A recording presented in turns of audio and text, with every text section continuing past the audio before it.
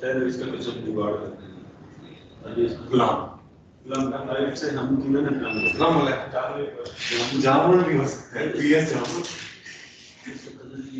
PS के model से क्या है? ये मैं पिक्चर लगाता हूँ थोड़ा कोरोना में आंसर थोड़ा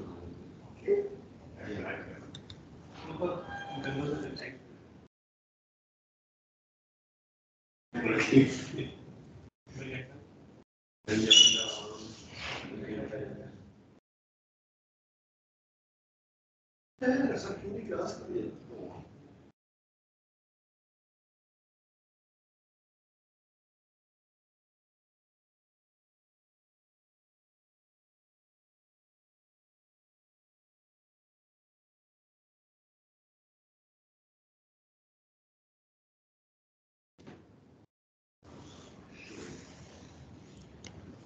पिक्चर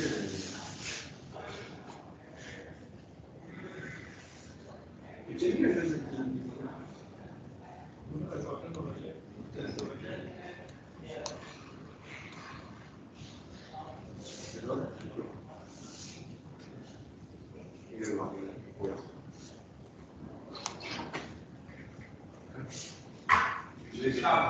वालेकुम अस्सलाम।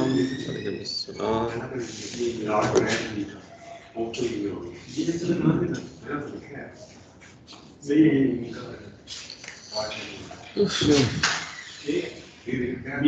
एक साइड सर्कल से लास्ट में क्या गाड़ी टेक्निकल ये नहीं मेरा अच्छा भी लगे वो प्रीवियस क्यों नहीं कटा हुआ वही उसने टारगेट लिखा है सिर्फ लिखा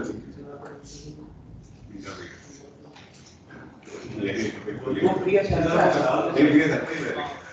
दोनों को मिला यही है गाड़ी यही है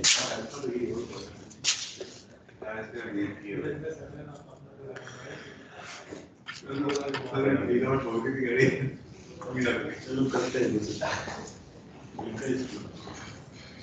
क्या हो रहा है रिसर्च हो रहा है सर्च बात नहीं किया गाड़ी का टेक्निकल नहीं होगी ये नहीं ये आपको डिफरेंट हम कैमरा पे एप्लीकेशन उसके लिए नहीं मिलेगा हम ये इस तरह के बट ऐसा है जी नहीं इनको टाइम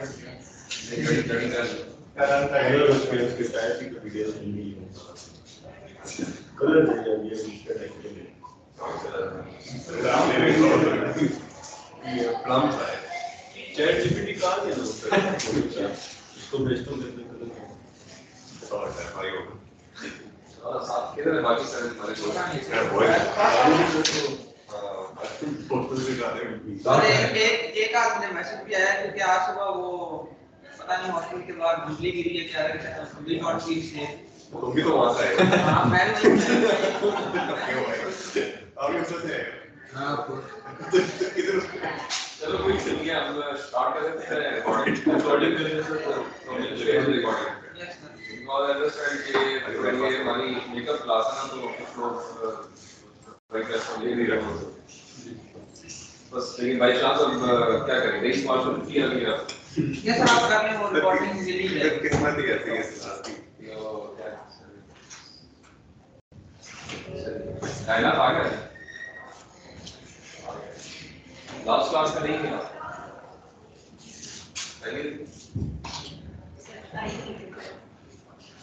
तो वीडियोस मैंने शेयर की तो दे दें वो एक वीडियो लिंक है एक एक्सेस दे दें रिक्वेस्ट की थी वो शादेब के पास से जल्दी से शेयर की तो शादेब के पास यूट्यूब वाले लिंक लेकिन वो यूट्यूब वाले लिंक है वो उसके बाद देखने वाला है पहले तो वो पार्ट देखेंगे मैं शादेब को हां जी अंकुर चल रहा है रेड सेट का मैं कुछ नहीं देखने के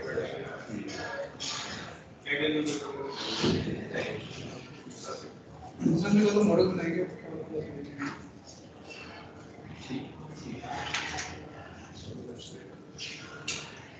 प्रोजेक्ट्स इंडिविजुअली है। हाँ आप एंजॉय करोगे अगर मिक्स में करोगे तो मजा ये प्रॉब्लम को सोचना उसके पीछे इंजीनियरिंग करना वो इम्पोर्टेंट है। कॉर्पोरेट स्टाइल तो आसान है राइट ये बहुत कुछ तो हम थोड़ा सा स्टार्ट करते हैं लाइट सा चीजें Let's have a small session. Okay.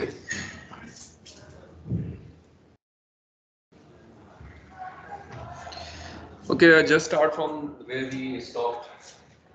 तो अगर मैं ठीक याद मुझे आ रहा है तो the last lecture the last content which we covered it was the exercise जिसमें हमने एक गूगल कोलैब पे लीनियर रिग्रेशन प्रॉब्लम सॉल्व किया था और उसके बाद वी वेंट ऑफ और मैंने आपको कहा कि जी ओके जो हमारे पास डेटाबेसेस होते हैं उसमें कुछ फीचर्स होंगे उसमें कुछ लेबल्स होंगे और हमने कोशिश ये करनी है कि हमारी जो लीनियर रिग्रेशन प्रॉब्लम होती है वो एक इस तरह की प्रॉब्लम होती है जिसको हम this is the equation in which you have some weights and some bias values. ये आपकी वो टारगेट वैल्यू या लेबल है जिसको आपने कोशिश करना होता है पहुंचने के लिए। ये आपके इनपुट फीचर्स हैं। So using the inputs we try to estimate, approximate the weights as well as the bias values so that this equation is in some form. Ultimately जब हमारे पास टेस्ट वैल्यूज आती हैं तो W और B की value finalise हो चुकी होती हैं और X हम जो भी दें Y आना शुरू हो जाता है। This is the concept of what we call the supervised learning as well as reinforcement learning, आगे हम देखेंगे उसको भी। So इस मकसद के लिए जो आपके पास मेथड है करेक्शन का वो ये है कि आप एरर कैलकुलेट करते और एरर की बेस के ऊपर आप इस इक्वेशन को अपडेट करते हैं। इस इक्वेशन के अंदर हमारे पास नए वेट्स निकलेंगे बेस्ड ऑन ओल्ड वेट्स और यहाँ पे एक लर्निंग रेट पैरामीटर है और कुछ और वैल्यूज भी हैं जिनको हम यूज करके we can make use of this equation to create new weights. We call it incremental learning rate algorithm. इसमें हर नया वेट पिछले वेट से कुछ इंक्रीमेंट करके निकल रहा होता है, so इसको हम इंक्रीमेंट लर्निंग रूल भी कहते हैं और this is one of the foremost rule to update these values. Similarly we can update the bias values as well. With this background in mind यहाँ पे इसी इक्वेशन को एक्सप्लेन किया हुआ है और we did some example as well based on this. फिर मैंने आपसे कुछ डेटाबेसेस डिस्कस किए थे कि ये डेटाबेसेस की ऑप्शंस हैं, कुछ पब्लिकली नोन डेटाबेसेस हैं, कुछ प्राइवेट डेटाबेसेस हैं और मोस्ट ऑफ द डेटाबेसेस जो हैं साथ वो कहाँ पे हैं, कहाँ पे मौजूद हैं डेटाबेसेस की कुछ जो फाइल्स हैं कहाँ पे मिल जाती हैं आपको आसानी से? मैक्सिमम कैगल पे मिल जाएंगी, वन ऑफ द फोरमोस्ट या मोस्ट इंपॉर्टेंट या बहुत रिनाउंड जो डेटाबेस स्टोरेज प्लेस है। इसके अलावा UCI के ऊपर भी आपको मशीन लर्निंग रिपोजिटरी है, इस पर भी आपको काफ़ी सारे डेटाबेसेस नजर आएंगे। गिटहब के ऊपर भी आपको मिल सकते हैं और कुछ प्राइवेट सोर्सेज पे हैं। सो जिस तरह से हमने डिस्कस करते हुए आए हैं कि जी the machine learning algorithms require the databases. So databases either has to be somewhere from where you get it और you create yourself. So because every day new problems are coming up, so you have to, most of the time you have to figure out how to get or how to make that data which is suitable to be learned by a machine learning algorithm. And machine learning algorithm is nothing but just like a human. So जिस तरह आप इंसान को सिखा सकते हैं उस चीज को मद्देनजर रखते हुए आपने डेटाबेस को कलेक्ट करना होता है, राइट? और फिर ये सोचना भी आपका काम है एक डाटा इंजीनियर का कि मैं कौन सा डाटा दूं which is most suitable to be learned by this human because this is an artificial human. So आपके जहन में वो अगर हो और आप खुद इंसान हैं, आपको पता है कि जी मैं अगर खुद ट्रेन हूँगा तो मुझे क्या फीचर्स चाहिए होंगे, I could easily understand the meaning of this data. That thing has to be kept in mind whenever you go for some databases, and we'll do a little exercise on that today as well. Later on we went on to see some of the models, some of the applications जिसमें हमने कहा जी okay जो हमारे पास ये कुछ issues हैं जो कि हमारे पास इंडस्ट्रियल सेक्टर में आते हैं जिनके लिए मशीन लर्निंग एल्गोरिथम्स यूज हो रहे हैं फ्यूचर प्रॉब्लम्स की प्रिवेंशन के पर्सपेक्टिव से, नया कंटेंट जनरेट करने के पर्सपेक्टिव से, रॉ मटेरियल की प्राइसेस निकालने के पहलू, डाटा एनालिटिक्स के पर्सपेक्टिव, क्वालिटी कंट्रोल को देखने के लिए, robotic process automation, process improvement, shop floor automation के पर्सपेक्टिव से, लॉजिस्टिक के अंदर, सप्लाई चेन में, फैक्ट्री ऑटोमेशन, ऑटोनोमस व्हीकल्स के अंदर, आईटी ऑपरेशंस के पर्सपेक्टिव के साथ, वेयर हाउस मैनेजमेंट के अंदर, प्रोडक्ट डेवलपमेंट के पर्सपेक्टिव से, और we can figure out and explore many other things including cyber security as well, जो कि again is use for the manufacturing sector. So ये सारे फैक्टर्स हैं, और मैंने यहाँ पे आपको रिक्वेस्ट की भी थी, कुछ हमने और भी चीज़ें देखी थी. We saw that there is lot of research being carried out by big names, like हमने ये देखा जी कि machines can tell about their problems, people are working in this area. Any special trend which can be extracted out of the behavior on social media, कोई वहशी किस्म का trend है किसी का, कोई नेगेटिव ट्रेंड है, कोई टेररिस्ट ट्रेंड है, कोई सुसाइडल ट्रेंड है, those can be explored.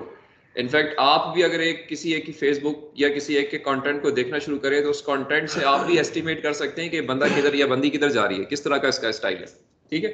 So same can be approximated and detected or identified by machine learning based algorithms as well. Similarly, you must have been listening and reading some big names on this aspect, linking of machine with the computers or with the human. Consensual telepathy कहते हैं इसको आप. AI can create its own AI. Like अगर अभी आप ChatGPT को देखें model 4 में, now they have started giving the cost effect. जी अभी आप $20 देंगे तो आप इस कंटेंट को ओपन कर सकते हैं, something like this. So the one of the question answer session which I saw in which the developer or the inventor was there, and somebody asked him कि जी how would you intend using it for the money making purpose. So he answered कि जी I'll start money making and I'll ask the ChatGPT itself how to make money out of this software, and if it start giving me the answer, I'll start using that. So that is how the things work.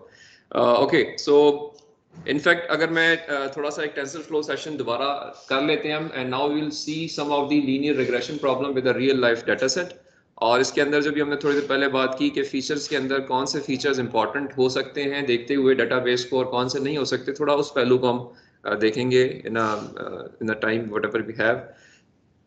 अच्छा, we already discuss this कि जो हमारे पास एक machine learning problem के portions होते हैं वो 3 होते हैं.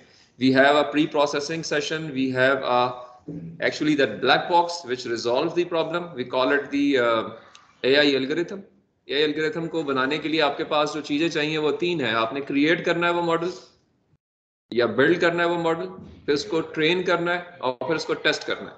सो क्रिएट करने के लिए आपको टोपोलॉजी बतानी पड़ती है कि जी इसमें क्या लेयर्स होंगी, क्या न्यूरॉन्स होंगे, कौन से फॉर एग्जांपल इसके अंदर लर्निंग रूल यूज होगा, कौन से एक्टिवेशन फंक्शंस यूज होंगे, तो वो आप क्रिएट कर देते हैं. देन यू ट्रेनिंग के लिए आपको जो डेटाबेस है वो चाहिए कि ये मेरी लर्निंग एग्जांपल्स हैं, एग्जांपल्स में ये मेरे फीचर्स हैं और ये मेरे लेबल्स हैं.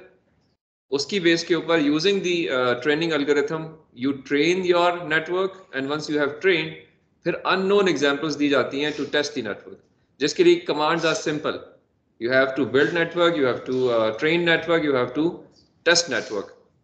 Actual जो चीज जिसमें 75% of time data engineers busy होते हैं, that is the feature engineering. What is there before that data, before that algorithm and after the algorithm.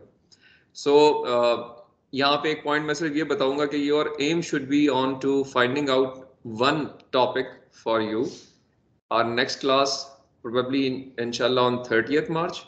सो 30 मार्च तक आप लोगों जो है थोड़ा सा एक्सप्लोर करें, होमवर्क करें और कोई एक रिसर्च पेपर फिगर आउट कर लें which you could implement in any of the learning platform जो हम यूज करते हैं for machine learning. Either it could be Google Colab और मे बी पाईटॉर्च और MATLAB, whatever is easier and comfortable for you. एम ये कि जब आप उस प्रोसेस से खुद गुजरेंगे तो आपको अच्छी खासी उस पर लर्निंग और अंडरस्टैंडिंग डेवलप हो जाएगी. ठीक है. और इसके I have kept around 20% weightage for the project session, जिसमें will have some presentations by the last lecture of the course.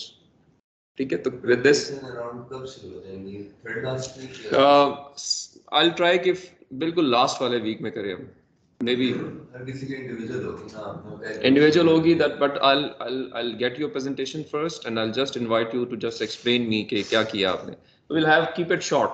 We'll try to keep it short, but we'll have वो देख लेंगे हम कि हमें 2 सेशंस करने हैं या एक ही दिन में हमने कंप्लीट करना है.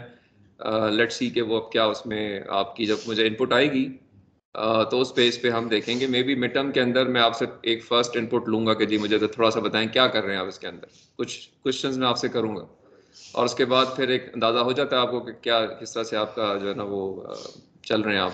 तो अकॉर्डिंगली हम इंशाल्लाह इसको विल हैंडल इट सुटेबली कि क्या will give you enough time and accordingly will see that. एक और चीज़ जो मेरी कोशिश है कि we should conduct is one of the next में लेक्चर में आई ऑल्सो ट्राई कि एक रीइंफोर्समेंट लर्निंग पे एक छोटा सा हैंड्स ऑन सेशन कर लिया जाए यूजिंग PyTorch. ये अभी हमारे मेटावर्स के अंदर जो जिस तरह से एक सिचुएशन है that is all based on machine learning कि आप एक आर्टिफिशियल एजेंट क्रिएट करते हैं which perform number of task as your representation. You can select a portfolio and you can do number of things in the artificial world. So उस perspective से वो agent कैसे create होता है. In fact one of my thesis student has done that. So I will try कि वो आपको अपना काम थोड़ा सा यूजिंग PyTorch एक्सप्लेन करें and will discuss the question answer session जिसमें वो यूनिटी 3D के ऊपर थोड़ा सा हम देखेंगे. और she has use reinforcement learning for the training of agent creation unity 3D से की है और फिर उसके बाद PyTorch यूज करके जो कि PyTorch in fact the platform which is developed by Linux based है, ओपन सोर्स. जिस तरह से ये है आपका इस तरीके से PyTorch भी है. तो सिमिलर इन्वायरमेंट है बट वहाँ पे कुछ फ्लेक्सिबिलिटीज़ हैं तो कुछ लोग उसको भी यूज़ करते हैं, कुछ लोग इसको यूज़ करते हैं. जो रियल टाइम एप्लीकेशंस क्रिएशन है वो पाइथन में होती हैं प्लस PyTorch में ज़्यादा की जाती हैं. तो that is a good learning again कि आप उस एक प्लेटफॉर्म को भी थोड़ा सा आपको नो हाउ हो जाएगी. आई डोंट नो PyTorch में से किसी में आप में से किसी ने कुछ इंटरेस्ट कभी लिया है या काम किया है कुछ. सिंपल सा ट्यूटोरियल था स्नेक वाला, मिल जाता है लाइक ओके, अगर आप वो देखेंगे तो उसको आप ज़रूर एक दफ़ा रन कर लीजिए. और मैं आपसे एक कुछ सॉफ्टवेयर शेयर करूँगा, उनको अपने लैपटॉप पे इंस्टॉल कर लें. लाइक मैंने शेयर किया भी हसन से, शायद उसमें मेंशन्ड है कि आपने एनाकोंडा को इंस्टॉल करना है और PyTorch के पर्सपेक्टिव से, और उसके बाद जो है वो यूनिटी 3D की कुछ इंस्टॉलेशन और एक मशीन लर्निंग लाइब्रेरी है. Unity 3D in fact is used for creating those agents which will be taking your role in the virtual world.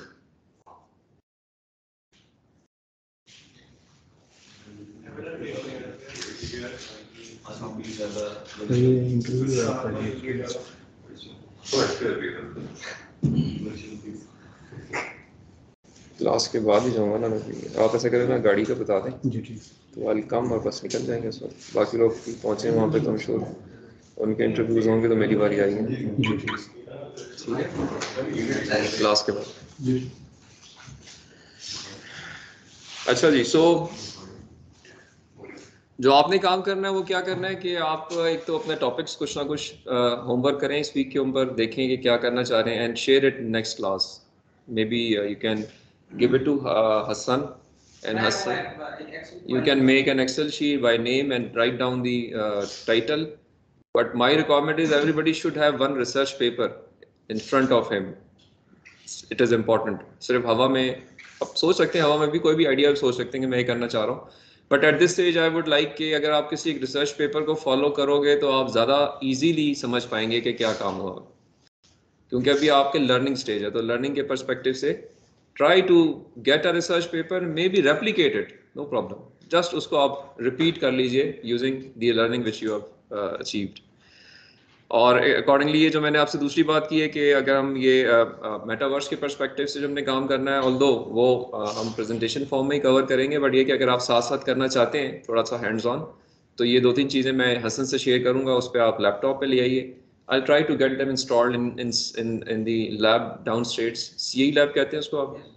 तो मे बी अगर वो मुझे एक्सेस हुई नेक्स्ट जुमेरात को यानी 30 मार्च को, तो हम फिर उधर चले जाएंगे अगर वहाँ पे चीज़ें इंस्टॉल हो गई या ठीक हो गई. But you can always do it on your laptop as well, so that would be the things. Okay, so अगर अभी मैं I go on to this Google Colab session थोड़ा सा इसको जल्दी से रन कर लेते हैं and then we move on, just for कि ये सेशन भी हमारा कवर हो जाए।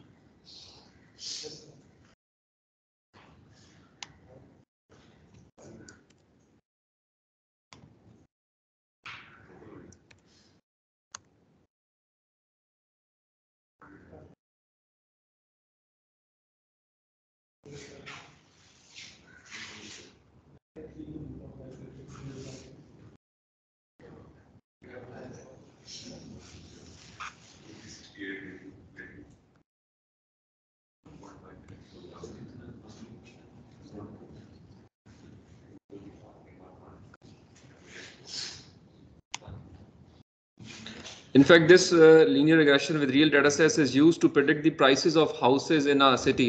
एक very बहुत मशहूर database है जिसको use करते हैं लोग for learning of how to use appropriate features to predict something.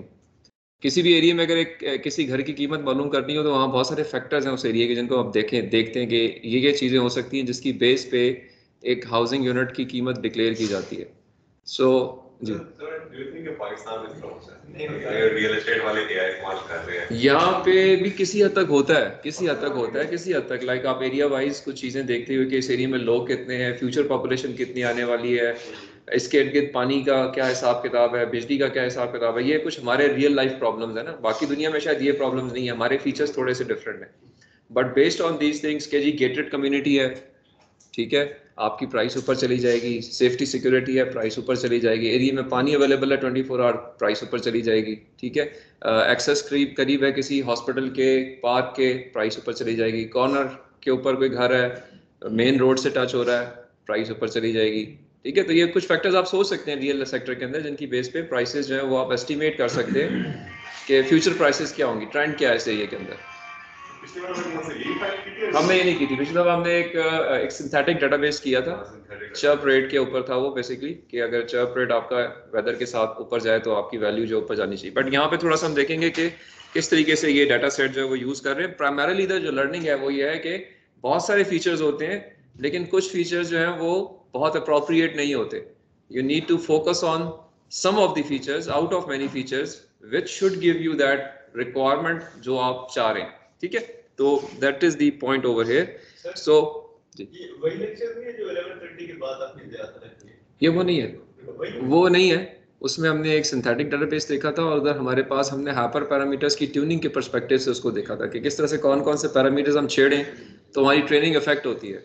हमने लर्निंग रेट को छेड़ा, हमने एपॉक छेड़ा, हमने बैच साइज छेड़ा, if you remember.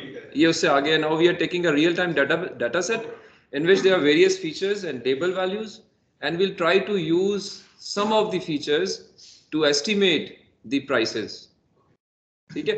This is with that perspective या with the aim कि you should be able to figure out, या आपको आइडिया हो कि यार हर चीज भी ट्रेन करने वाली नहीं होती है, कुछ चीजें होती हैं कुछ चीजें नहीं होती हैं। हाइपर पैरामीटर्स होते हैं जो आपका क्वेश्चन किसका है, आपका लास्ट क्लास में थे ना? अच्छा आप नहीं थे। हाइपर पैरामीटर्स ये होते हैं कि जो आप ट्रेनिंग एल्गोरिथम यूज कर रहे होते हैं उसके अंदर कुछ वैल्यूज होती हैं जो कि सॉर्ट ऑफ प्राइम इंपॉर्टेंस रखती हैं फॉर द कन्वर्जेंस पर्सपेक्टिव, क्योंकि आपने अपने एरर को रिड्यूस करना ना, आप एस्टिमेट कर रहे हैं। तो अभी मैंने एक इक्वेशन दिखाई थी आपको कि जी y is equal to summation omega i xi plus b, that was an equation. So this equation had two parameters which is required to be converged to some single value so that एक equation बन जाए, line होगी, hyperplane होगी, कुछ चीज होगी वो। So उस estimation के लिए उनकी कुछ अपडेट इक्वेशंस भी दिखाई मैंने आपको कि नया वेट निकालना है तो पुराना weight plus learning rate into batch size into input feature. तो ये बेस कर रहा है या ये वैल्यू अपडेट हो रही है कुछ पैरामीटर की बेस के ऊपर, उनको हम कहते हैं कि ये hyper parameters of my training equations है। क्योंकि उनको छेड़ने से आप अल्फा को या वो जो आपका लर्निंग रेट है उसको आप ज़्यादा रखेंगे, क्या इफेक्ट होगा, कम रखेंगे, क्या इफेक्ट होगा, बैच साइज कम ज़्यादा करेंगे, क्या क्योंकि इटरेशंस बढ़ जाएंगी, ये कुछ चीज़ें हैं जिनको एपॉक साइज चेंज करेंगे उससे फ़र्क पड़ेगा, ठीक है। मीन स्क्वायर एरर को आप जो जिस पे आप क्लोज करना चाह रहे हैं उसकी वैल्यू को कम ज़्यादा करना चाह रहे हैं कि जी इस पे कट कर जाए ट्रेनिंग, नहीं इस पे कट कर जाए ट्रेनिंग, तो ये आपके इनकी बेस के ऊपर ओवरऑल इम्पैक्ट पड़ता है आपके सिस्टम के ऊपर। तो इनको हम हाइपर पैरामीटर कोई सिस्टम ऐसा नहीं होता कि जो आपको सारी चीज़ों पे इख्तियार दे दे। कुछ चीज़ें आपने खुद सेलेक्ट करनी होती हैं और हिट एंड ट्रायल पे ट्राई आउट करना होता है, स्पेशली मशीन लर्निंग में। बिग डेटा, ये जो आपके डीप लर्निंग एल्गोरिथम्स हैं, वहाँ पे कुछ आसानियाँ कर दी गई हैं, ज़्यादा ब्लैक बॉक्स फॉर्म में कन्वर्ट कर दिया गया है, लेकिन इस वजह से वहाँ कुछ चीज़ें समझ भी नहीं आती हैं आपको कि जब आप उसको रन करते हैं तो सिंपली बस आप रन कर देते हैं, अंदर क्या हो रहा है आपको कुछ नहीं पता। यहाँ पे आपकी ग्रिप होती है कि एक्चुअली मैं करवा क्या रहा हूँ, तो you learn more. So it's always good कि इधर आप अच्छी अपनी ग्रिप बना लें, फिर आप डीप लर्निंग पे जो करें आपकी समझ में होगा जी ओके मैंने अगर जो है ना वो ओम्स लॉ सीखा हुआ है तो किरचॉफ लॉज आसान हो जाते हैं, ठीक है। तो it is in that background. Okay, so यहाँ पे these are the learning objectives. और अगर डाटा सेट आपके पास देखें तो वो हमारे पास कैलिफोर्निया हाउसिंग का डाटा है, और इस पे start running that may be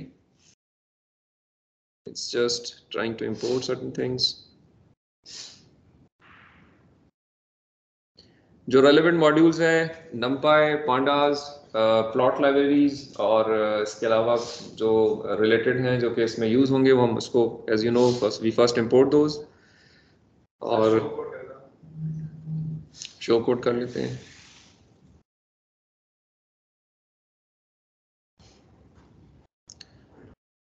data जो शो करेगा उसमें 10 रोज शो करेगा मैक्सिमम, क्योंकि बहुत सारा डाटा है, बट वो सिलेक्टेड चीज़ें यहाँ पे शो करने के पर्सपेक्टिव से कुछ हमने सही। जो एज का कमांड होता है वो इसलिए होता है ताकि इसका कॉलिंग आसान हो जी। So data set is in .csv format और कुछ इस तरह की चीज़ इसके अंदर से आनी चाहिए जो इधर नजर आ रही है। I hope I should I increase the size, या ठीक है आपको विजिबल है?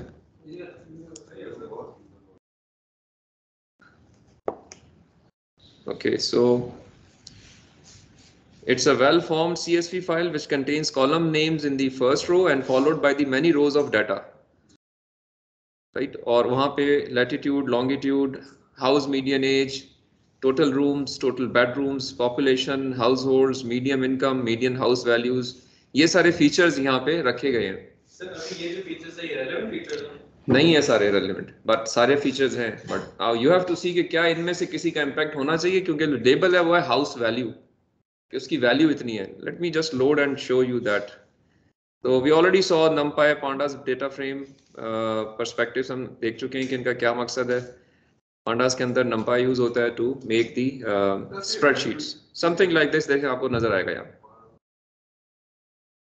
ठीक है। They are, if you see this, so ultimately जो हमारी रिक्वायरमेंट है वो मीडियन हाउस वैल्यू है। ये यहाँ पे इसको स्केल किया हुआ है 1000 से डिवाइड करके, तो इट्स समवेयर इन 66.9 किलो या $1000 में वैल्यूज हैं इसकी। तो अब देखें ये सारा आपके पास फीचर वैल्यूज है, और ये हो सकता है कि there are around 1700 values, different values of these units. इसमें ये उनका लैटिट्यूड लॉन्गिट्यूड वैल्यूज हैं, हाउसिंग मीडियन एज है, उसके अंदर जो रूम्स हैं, उसके अंदर जो बेडरूम्स हैं, population in that area, house holds total वहाँ पे कितने हैं, मीडियम इनकम लोगों की कितनी है, maybe in thousands of dollars, and then the values shown.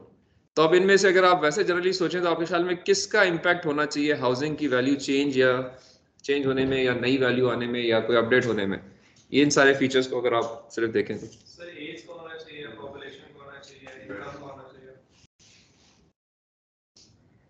Let's see, देखते हैं इसको वन बाय वन कि इनसे कोई इम्पैक्ट पड़ रहा है हमारे पास या नहीं पड़ रहा, ठीक है।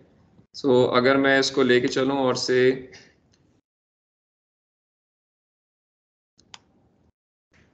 अच्छा, we can examine the data set as well. We can use this command describe, which will give us counts in total data. इसके अंदर किसी एक रो में मीन और मीन वैल्यू, मैक्स वैल्यू, मिन value, standard deviation and quartile values के अगर उसको प्लॉट कर दें मैक्स एक्सिस पे, तो 25% पे क्या वैल्यू है, 50% पे क्या वैल्यू है, 75% पे क्या वैल्यू है, उससे हमें अंदाजा हो सकता है कुछ चीज़ों का। क्यों करते हैं ये बाय द वे? कि अगर हम ये किसी एक डाटाबेस जो कि स्ट्रक्चर बना हुआ है मेरे पास अवेलेबल था, वहां से मैं ये चीजें निकाल लूंगा, would it give me something good? Maybe. Why we try to know our data set? It's very important you should know your data set. एक तो है ना कि आपने खुद बनाया, ओके खुद बना लिया, एक है कि आपको मिल गया। तो अगर मिल गया तो उसको आपको जानना चाहिए, खोलना चाहिए, सोचना चाहिए कि ये डाटा ठीक है, गलत है, कोई एंट्री गलत तो नहीं हुई, कोई वैल्यू बहुत हैपजर्ड तो नहीं है। ये कुछ फिनोमेनाज हैं which you need to see. Right. For that purpose we should, अब देखिए अगर ये वैल्यूज में प्लॉट करता हूँ मुझे नजर आता है कि इसका जो क्वार्टाइल है 75%, एक वैल्यू उसका क्वार्टाइल है 5, और जो मैक्स वैल्यू आ रही है वो आ रही है 5 लाख। तो इसका मतलब ये है कि there is some outliers in the data which we need to cut off, या तो क्लिपिंग करनी पड़ेगी या उसको एक्सक्लूड करना पड़ेगा, समथिंग लाइक दिस। तो इस तरह के कुछ पैरामीटर्स चेक किए जा सकते हैं। So let's see that and try कि हमें यहाँ पे कुछ ऐसी चीज नजर आ रही है कि नहीं। तो देखिए अभी यहाँ पे इसने वही डाटा सेट जो ऊपर मैंने कुछ रोज इसकी डिफाइन की थी उसको थोड़ा सा इसने ओपन किया है। Hope this is visible.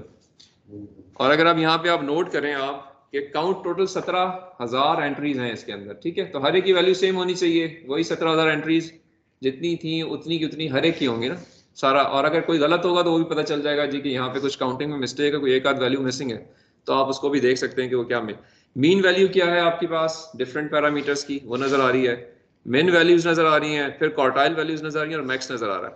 अब देखें जरा यहाँ पे कुछ आपको एनॉमलीज फील हो रही हैं कि इस डाटा के अंदर there may be some issues which you need to figure out. ये देखें यहाँ पे, अब ये वैल्यू यहाँ पे आ रही है 37,937 मैक्स वैल्यू टोटल रूम्स की, जबकि 75% क्वार्टाइल जो है वो 3,000 कमरे हैं। तो ये मैक्स वैल्यू बहुत ऑड लग रही है कि जी अगर हम फॉलो करें पैटर्न 14,000, हाँ तकरीबन 5,000 के करीब। एग्जैक्टली इजाज ने ठीक पॉइंट आउट किया। गुड मैथमेटिक्स इजाज, तुम जीनियस आदमी हो यार। वैसे मुझे पहले ही पता था कि आप लोग आपको आपकी जो है ना वो काबिलियत पहचान नहीं पाए अभी तक। तो यू आर वेरी राइट। और भी इसमें देखें ऑलमोस्ट हर जगह पे कुछ ना कुछ आपको हायर वैल्यूज जो है या जो मैक्स वैल्यूज है उनमें गड़बड़ नजर आ रही होगी। सिर्फ इसके अंदर भी नहीं, अगर आगे जाते हैं तो इधर भी शायद इशू है, पॉपुलेशन में भी शायद इशू है। हाँ मतलब you need to see this data. ये जो स्टैटिस्टिक्स हैं ये आपको बता रही हैं आपके डाटा के बारे में कुछ इन्फॉर्मेशन जिनको देख के यू शुड नो कि there are some issues which we need to correct, ठीक है। So we may require that, but in this is in fact artificial data. आप इसको री राइट भी कर सकते हैं और इसको ठीक कर सकते हैं जिस हद तक करना चाहें। अभी शायद उसका टाइम हमारे पास डिसेंडिंग में अरेंज करें। आई गेस में आईडिया हो सकता है कि काफी ज्यादा वैल्यूज है देन हम कुछ कर नहीं सकते। कुछ वैल्यूज है जो काफी ज्यादा हाई की तरफ जा रही है। जी ऐसे ही है। You are exactly right. So we can do this. So say we can see some of the anomalies in the data set, ठीक है।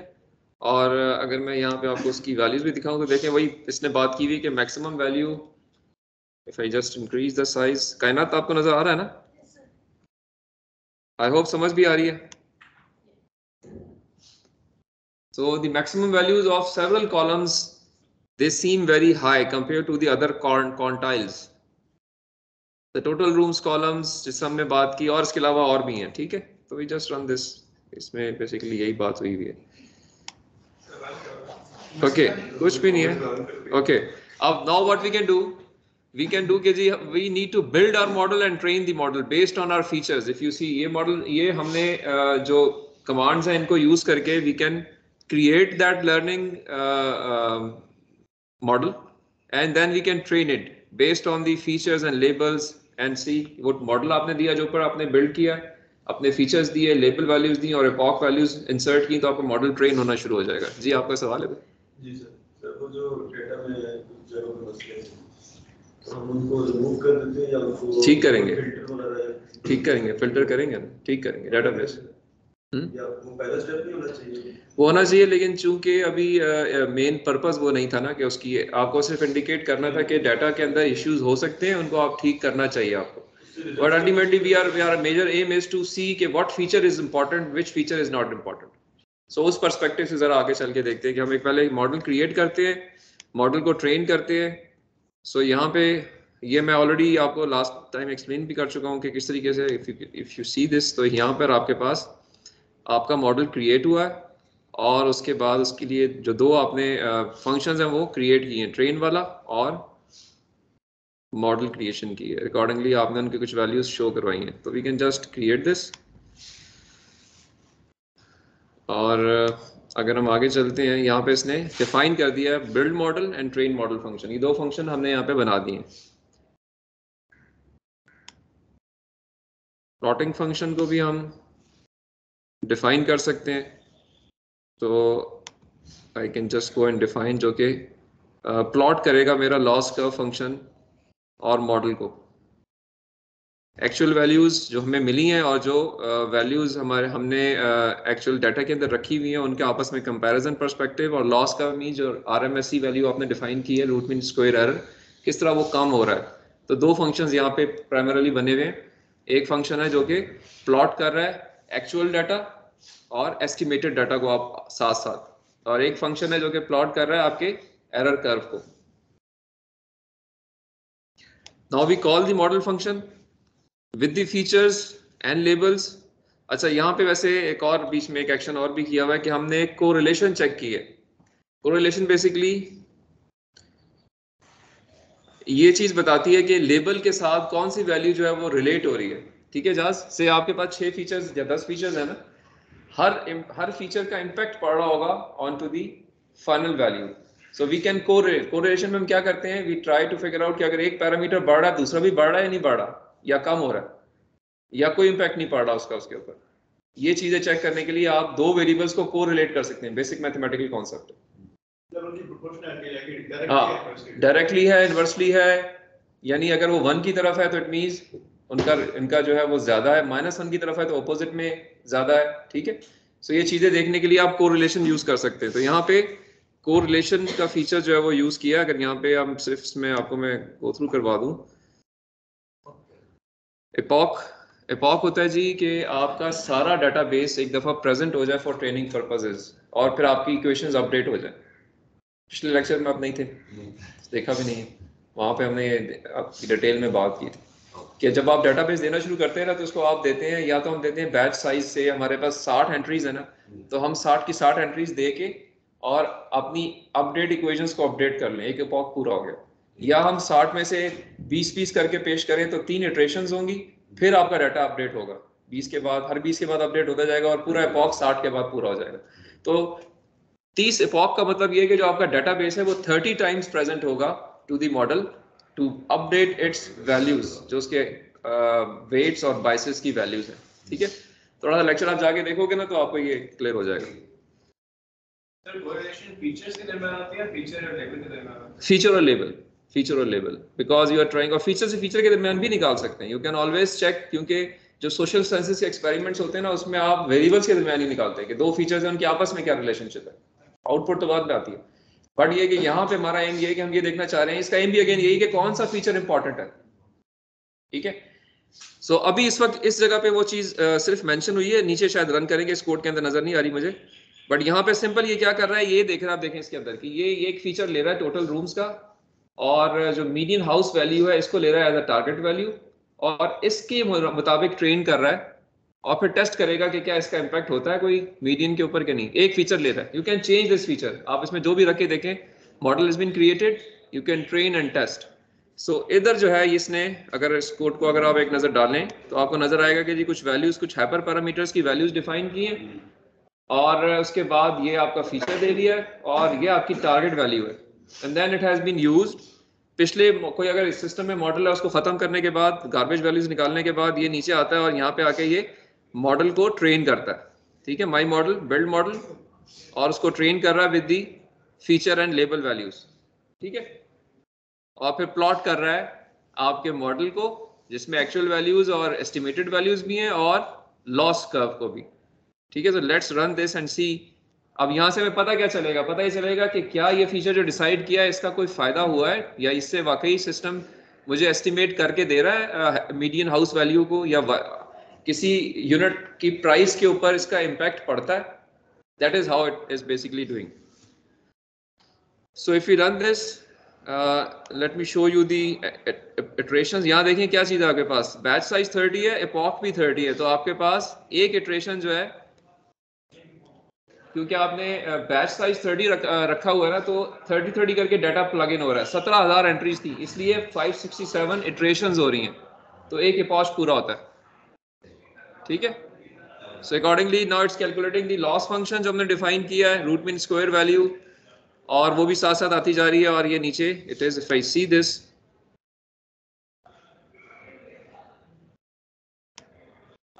it has been trained.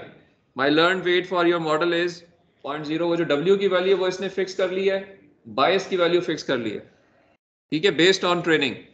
और जब वो उसको यूज करता है और प्लॉट करता है तो ये प्लॉट कर रहा है डाटा को, ये आपकी वो हाउसिंग वैल्यूज है और ये आपकी वो लाइन है जो कि एस्टिमेशन शो कर रही है बेस्ड ऑन रूम वैल्यूज, ठीक है। देखें यहाँ पे क्या है, मीडियन हाउस वैल्यू और इधर है टोटल नंबर ऑफ रूम्स। ये बेस्ट फिट का फाइंड आउट करने की कोशिश की है लेकिन इट इज नॉट राइट ना, नजर समझ नहीं आ रहा क्योंकि वो डाटा बहुत हैपजर्ड है और ये इस नॉट गिविंग। और इसका थोड़ा सा अंदाजा आपको शायद इधर से लॉस फंक्शन से भी होगा कि लॉस फंक्शन भी ऑल्दो हो गया है कुछ ना कुछ किसी हद तक, लेकिन ये अगेन वैल्यू भी बहुत ज्यादा है, it's not close to zero.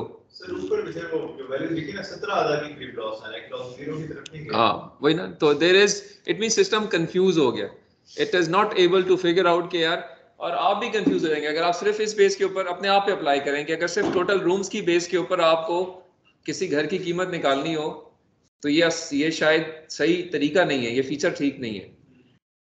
So it means कि we need to change and see something else, ठीक है। और that is in fact mentioned here as well कि certain amount of randomness is there and in fact we may get different values whenever we run it, but ये feature जो है ये कुछ ठीक रिलेशनशिप स्टैब्लिश नहीं कर रहा। तो इसका मतलब ये है कि let's change that feature baby.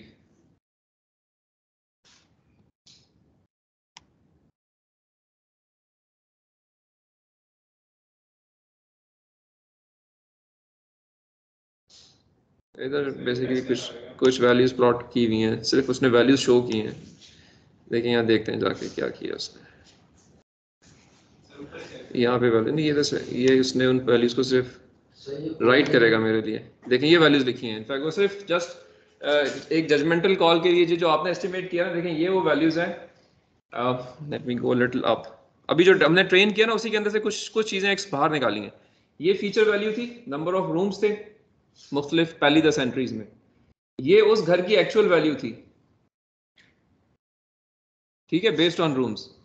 उसी फीचर उसी एंट्री की बात हो रही है, ये मेरे सिस्टम ने एस्टिमेट किया है।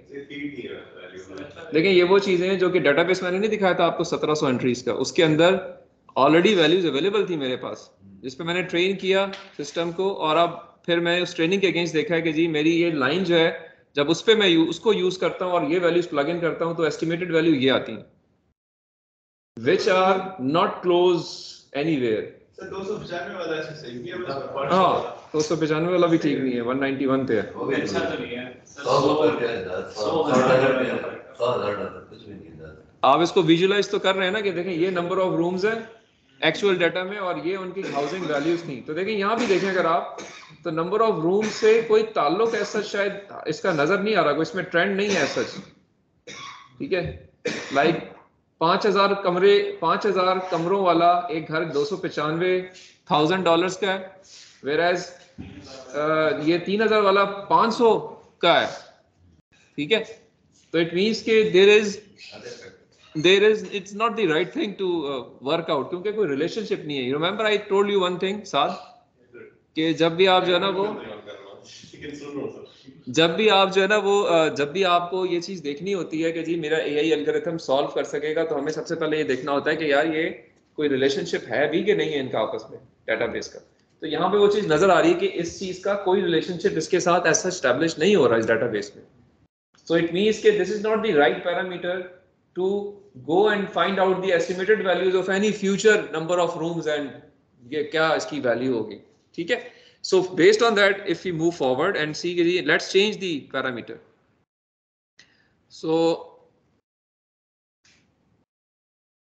ये जो हमारा ट्रेनिंग कोड है सर, इसमें हमने सिर्फ 2 पैरामीटर दिए एट अ टाइम, यानी ये सारी वैल्यूज को लेगा। अभी 2 लिए हमने, अभी इनफैक्ट आप थोड़ा लेट आए हो, हमने बात ये की थी कि हम पैरामीटर्स को देखते हैं कि जी कितने कौन सा पैरामीटर है जो कि इनफैक्ट जिसका ज्यादा हो सकता है किसी प्रेडिक्शन के ऊपर या किसी एस्टिमेशन के ऊपर। तो हमारे पास बहुत सारे फीचर्स थे, हमने उसे एक एक करके लेना शुरू किया। ये पहली वैल्यू ली है, देखा इसका इम्पैक्ट क्या पड़ रहा है। हम ज्यादा फीचर भी ले सकते हैं, ठीक है। एक्चुअल रियल टाइम लाइफ में हम करते हैं तो हम फीचर्स ज्यादा लेते हैं, बट अभी हम चूंकि सिर्फ फीचर इंजीनियरिंग के पर्सपेक्टिव से ये एस्टैब्लिश करना चाह रहे हैं कि yes it is the fact that if we try to use not appropriate feature then it has no impact on the output value. So we have to be very specific on selection of features out of many features, क्योंकि databases जो आपको देंगे वो इस purpose के साथ शायद नहीं किसी ने बनाया होगा कि आप इससे किसी मशीन लर्निंग एल्गोरिथम को ट्रेन करेंगे, वो डेटाबेस है, अब उस डेटाबेस से आपने अपनी काम की चीज निकालनी है, ठीक है, तो be very sure on that. So यहाँ पे कोई रिलेशन नजर नहीं आ रहा, तो let's try a different feature, ठीक है। सो अगर से अभी आपने देखा था, अगर मैं कहूँ जी डिफाइन करें कौन सा फीचर लेना चाहिए out of those many values,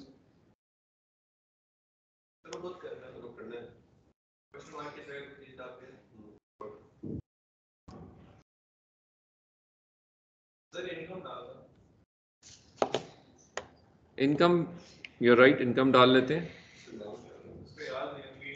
या पॉपुलेशन डाल के देख लेते हैं, इनकम डाल लें, चलें बताएं क्या थी उसकी एक्चुअल पैरामीटर क्या था, let's see, median income, yes median income की था,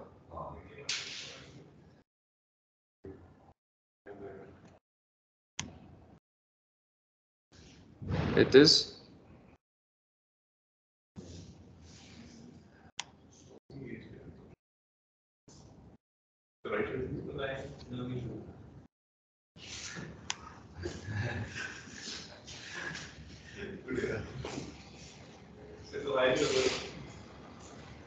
नहीं होगा, एक minute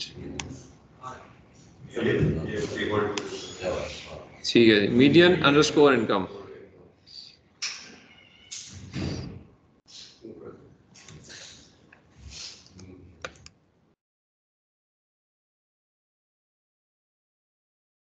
again we set the parameters, हम वी कैन एक्सपेरिमेंट। अब यहाँ पे तो पैरामीटर कुछ भी आप ये अगेन हाइपर पैरामीटर ट्यूनिंग के परस्पेक्टिव से आप यहाँ पे कोई वैल्यू प्लेस कर सकते हैं, लर्निंग रेट की, एपॉक की, बैच साइज की, तो से हम इसको 0.06 कर लेते हैं, क्योंकि ज़्यादा वैल्यूज होती हैं तो आपका सिस्टम एल्गोरिथम जंप्स बहुत करता है या लंबी लंबी जंप्स करता है, तो एपॉक्स को हम से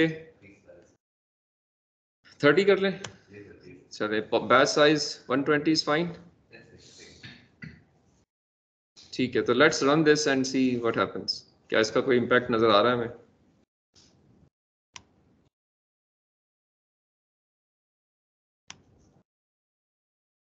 it has okay, so it seems something good, right, क्योंकि देखें जो आपके पास bulk of the data, it's sort of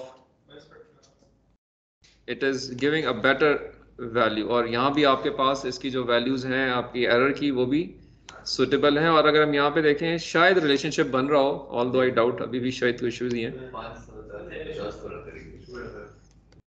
but ये कि आपका जो कर्व लाइन है वो approximately it's fitting to the best of, यानी सीम्स के it is much closer value something, मतलब कुछ ना कुछ इसमें आपको एक ट्रेंड नजर आ रहा होगा, देखो कुछ ना कुछ ट्रेंड इसके अंदर बेहतर है बनिस्बत दी प्रीवियस वैल्यूज। पहले कॉलम में फीचर वैल्यू हमने फीड की है जी, वो वैसे रैंडम दी है, नहीं डाटा के अंदर से दी हमने, ये वैल्यू एक्चुअल डाटा की है, अभी हमने देखो टेस्ट नहीं किया, हमने सिर्फ ट्रेन करके चेक किया है, ट्रेन करने के बाद भी तो चेक कर सकते हैं ना, ट्रेनिंग की चेकिंग की है ना, टेस्ट का फंक्शन यूज नहीं किया हुआ अभी तक, ठीक है। तो जो एक्चुअल डाटा था उसी को देखा कि जी ये एक्चुअल डाटा था, ये उसकी एक्चुअल वैल्यू थी, अब सिर्फ ये देखा कि जब ये हम ट्रेन कर लिया इसके ऊपर, तो लेट्स सी कि इसके अगेंस्ट मेरा सिस्टम क्या प्रिडिक्ट कर रहा है, तो सिस्टम ये प्रिडिक्ट कर रहा है, अब ये नहीं दिया उसको हमने, सिर्फ ये वैल्यूज दी, तो ये आपके पास टेस्ट में ये डाटा नहीं होता, टेस्ट में इंटायरली डिफरेंट डेटाबेस होता है, सेम डेटाबेस में, ठीक है। तो अभी सिर्फ इस ट्रेनिंग के फिनोमेना को देख रहे हैं कि ट्रेनिंग जो है वो उसको तो एस्टिमेट कर रहा है या नहीं कर रहा, तो उधर जो है एक ट्रेंड तो नजर आ रहा है बट नॉट एक्चुअली, सर हमने एक फीचर दिया जैसे एक फीचर दिया, we can give more features as well. Point is again I repeat के हियर पॉइंट वाज, क्या पॉइंट था सूफी साहब, क्या नाम है आपका, पीछे साथ के पीछे कौन बैठा, साद ही है, साद, तो साद सो रहे हो आप, रोजा तो नहीं रखा, रोजा तो नहीं रखा हुआ, रमजान से पहले वैसे रोजा नहीं रखने चाहिए ना, नहीं पूरे नहीं रखने चाहिए, रोजे पूरे नहीं रखने चाहिए या रमजान से पहले नहीं रखने चाहिए, चलें गुड। सो पॉइंट इज देखिए इससे क्या, जैसे क्या चीज सीखी आपने, इससे जो चीज सीखी वो ये सीखी कि यार there are certain features which are important, there are certain features which are not important, so not required कि जो डाटा है सारा का सारा आप दबा दें सिस्टम के अंदर कि जी ये सारा ही अवेलेबल है, वो सिस्टम कंफ्यूज हो जाएगा and it will not be able to train well, right?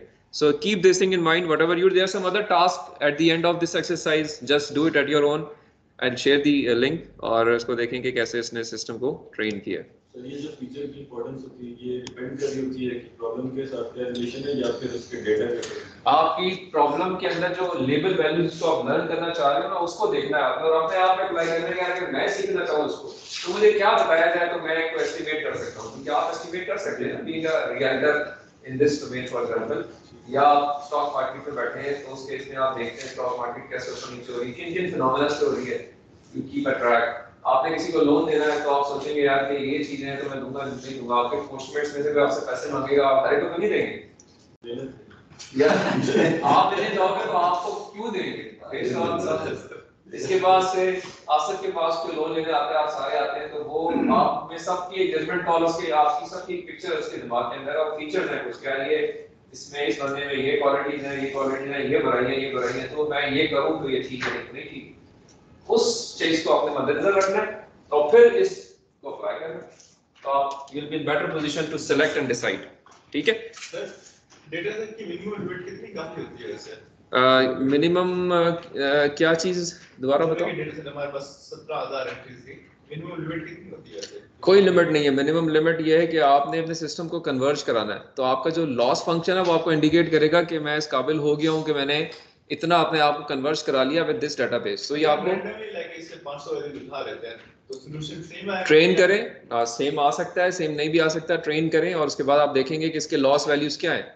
अगर लॉस वैल्यूज अभी भी काफी ऊपर है it means it requires more data to train. ठीक है, लाइक मैं आप अपने ऊपर अप्लाई करें ना कि आपने कोई चीज सीखनी है, 2 चीजें आपको दी गई आप एरर करेंगे, 200 चीजें 200 एग्जांपल्स दिखाई जाएं तो शायद आप बेहतर हो जाएंगे, 400 बताएं तो और बेहतर हो जाएंगे। रिडंडेंट भी होगी ना काफी चीजें में से। ये एक आप कहना इसको ट्रेड ऑफ कहते हैं ना कि एक ऑप्टिमल वैल्यू निकालनी है, वो हम we can not give a rule of thumb for that, although there are some rule of thumbs based on features, कुछ इक्वेशंस हैं but mostly it is sort of experimental based कि आप try करते हैं एंड देन फिगर आउट कि ये चीज अभी ठीक कन्वर्ज नहीं की।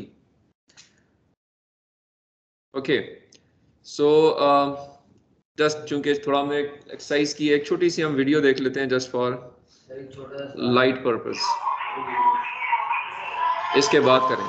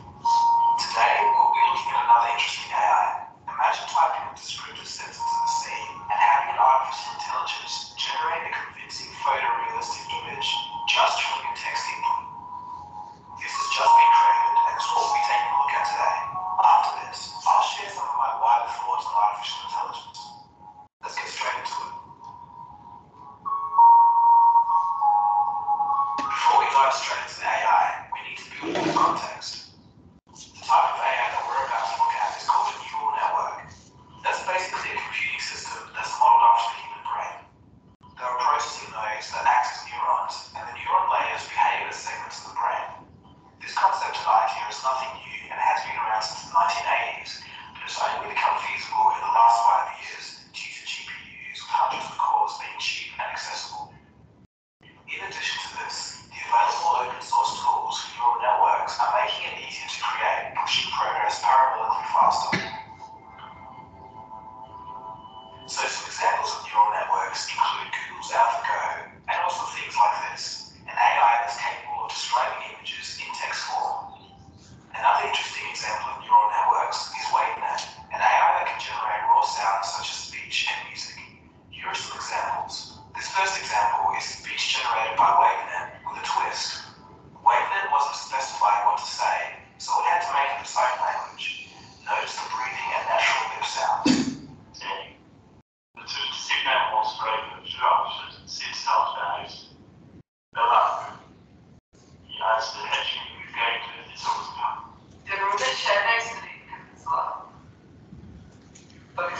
details that he described. Again, that's a full analysis. It's view of slot 155.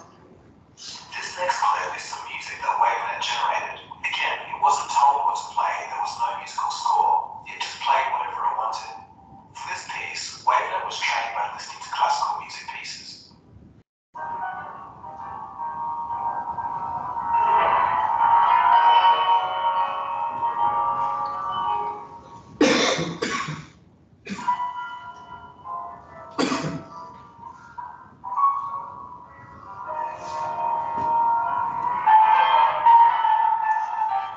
So this is great, but what if you want to take things further? What if we combine two neural networks together and make them compete against each other so that they can train and improve themselves without human intervention? That's what our featured AI called StackGAN is doing. It uses one neural network to generate images and another neural network within the same system to decide if the images generated are real or fake. What ends up happening is that the generative neural network improves itself at generating images based on the feedback given by the deciding network, and in the same stride, the deciding network gets better at distinguishing what's real and fake. This creates a feedback loop of continuous improvement without human intervention. The end process of this is a creation of a low-resolution synthesized image. After this, a second stage takes place. In the second stage, the AI is told to clean up any defects of the original picture, and the results are nothing short of stunning. Yes, what you're looking at are images created just by a written text description. This type of neural network AI is called a generative adversarial network, and it's the same type of system that allowed the AI mentioned in my previous video to dream up those videos when shown a still image. This form of artificial intelligence is actually brand new and was only invented in 2014, and already I'm beginning to think that this is one of the most powerful methods for machine learning. The text-to-image AI comes hot on the heels of an artificial intelligence from Carnegie Mellon University beating the world's best players of Texas Hold'em poker. I remember some people commenting on a DeepMind video telling me that this exact event was something that artificial intelligence has been struggling with for some time. There's also an AI that's being released by Gamelon, a Boston company. This one can rewrite its own code based on experience and probabilities rather than hard variables. Its creators say that it could make the tedious part of coding AI completely automatic. To give you an idea how fast some areas of AI are progressing, here's a clip of Jeff Dean, a senior fellow at Google's research group, giving a presentation at a TED Talk. To take an example, the field of computer vision. Every year there's a contest where teams compete to see who can give the right categories out of the top 3 categories when given an image. And in 2011, before people were using neural nets, the winning team got an error rate of 26%, which doesn't sound too good when you think that humans are at 5% of the task. But fast forward just 5 years, and we're now at 3% errors using deep learning and much more computational power. We're actually better than humans on this task. So in a way, computers can now see and recognize objects better than us for the first time ever. This has never happened before. In the same talk, he goes on to give an example of how unreliable human ophthalmologists were for diagnosing certain eye diseases.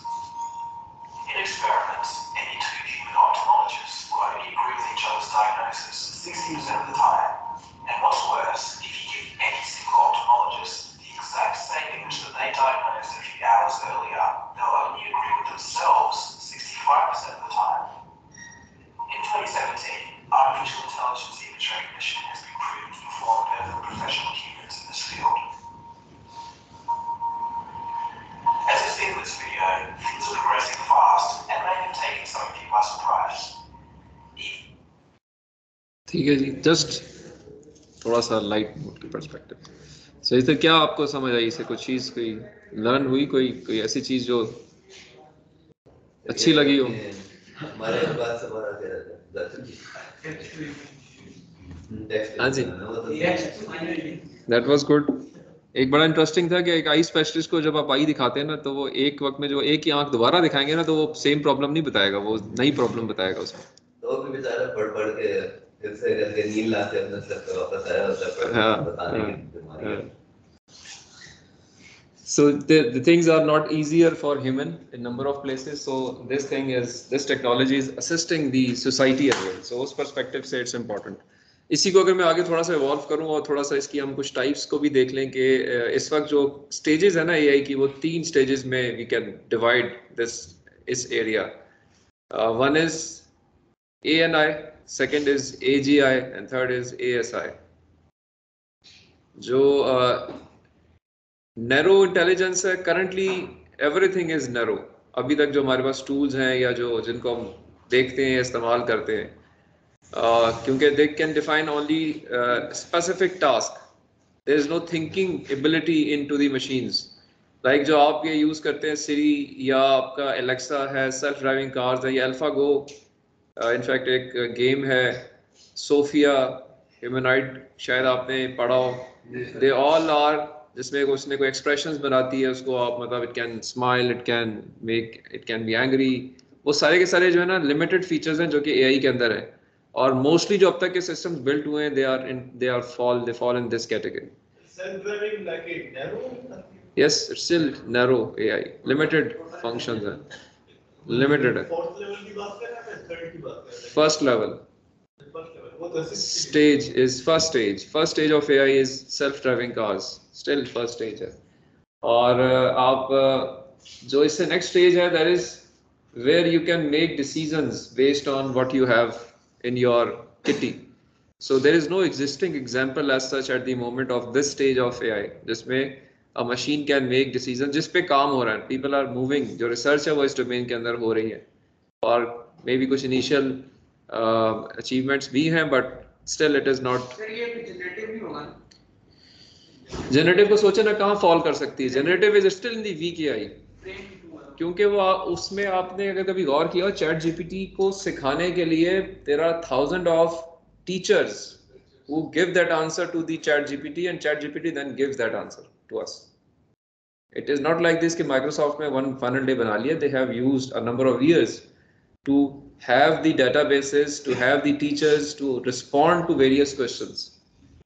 So it is just like a virtual teacher. It's a textual calculator. पहले आपके पास numeric calculators होते थे, ऐसे ही है ना साथ. तो भाईजान जो सो रहे हैं, क्या नाम है इनका? कासिम. कासिम खैरियत है? नींद आ रही है? वो आ जाएगा. ठीक है, साथ 2 and साथ 1 वो आप डिसाइड कर लें. मेरे लिए तो चलें दोनों ही साथ हैं, बस 1 2 नहीं है. बट ये कि ये पॉइंट मैं इसलिए बता रहा हूँ कि जी ये chat GPT is still weak AI. It's not generalized AI जिसको हम जनरल इंटेलिजेंस कहते हैं, which still not that much. But people are working towards this domain. And जो नेक्स्ट स्टेज है, जिसको जनरली अगर आप स्टीफन हॉकिंग को पढ़ा हो आपने, तो he predicted about this AGI in these words. Sir तो अभी इसने हमारी जॉब्स ले ली, तो बात क्या करें? नहीं ली जॉब्स जो है वो देखिए उनका पैटर्न चेंज हो गया. You cannot say जॉब्स ले ली हैं. जब आप मशीन्स बनाते हैं ना, तो मशीन्स को मेंटेन करना, उनको ट्रेन करना, उनको संभालना, वो आपके बच्चे हैं. तो उनके लिए बड़ी एक्सेसिव, उनकी नर्सरी के लिए भी लोग चाहिए, उनकी हायर एजुकेशन के लिए भी लोग चाहिए, उनकी सेकेंडरी एजुकेशन के लिए भी लोग चाहिए. So there are people around everybody. उनके स्पोर्ट्स के लिए भी बंदे चाहिए. So nature of job changes. ठीक है, मतलब आपसे ये चेंज हो जाएगा जी कि अगर आप किसी को कोई क्रिएटिव राइटिंग कंटेंट लिख के देना चाहते थे, अब वो ये लिख के दे देगा आपको. ठीक है, you change your scope now. आप वहां से हटें, आप जाएं उस चीज के ऊपर जो कि जहां पे अब उस मॉडल को जरूरत है आपकी. ठीक है, तो ये दिस इज वहां पे वो है एवोल्यूशन है इंसान के अंदर, कि how you evolve yourself, how you change your specific career to adopt something which will be made use of the current stream of technologies. So this is about AGI, or it's just like once the computer abilities may surpass human beings. This is hypothetical. You see it maybe in the movies and maybe in some books, but in fact there may be as Elon Musk says, KG, this is not far away. Maybe after 10 years we may be seeing this because now there is huge investment and huge research in this domain to make intelligent machines. So these are the stages. Whereas अगर हम थोड़ा सा types of AI based को divide करें जिसमें अपनी different applications आपने सोचनी भी हैं और लेके भी चलनी, तो एक 4 categories में fall कर सकती हैं.